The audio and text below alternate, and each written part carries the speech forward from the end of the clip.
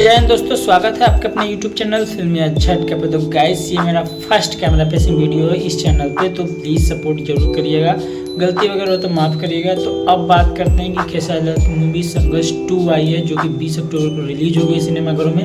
और हमारे यहाँ तो रिलीज नहीं हुई, आप आपके यहाँ रिलीज हुई तो आप जाकर देखिए। लेकिन रिस्पॉन्स पब्लिक का जहाँ जहाँ भी रिलीज हुआ है वहाँ मस्त आया है,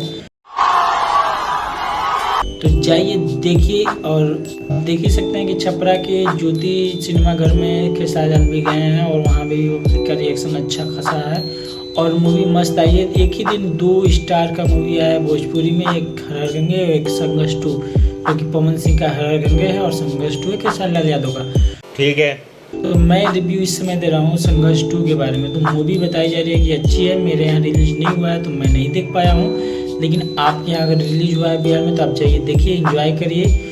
तो बताइएगा कैसा लगा ये वीडियो। प्लीज़ चैनल पर प्लीज़ लाइक करिएगा, सब्सक्राइब जरूर करिएगा। तो मिलते हैं इसी तरह कमाल के वीडियो, तब तक के लिए बाय बाय।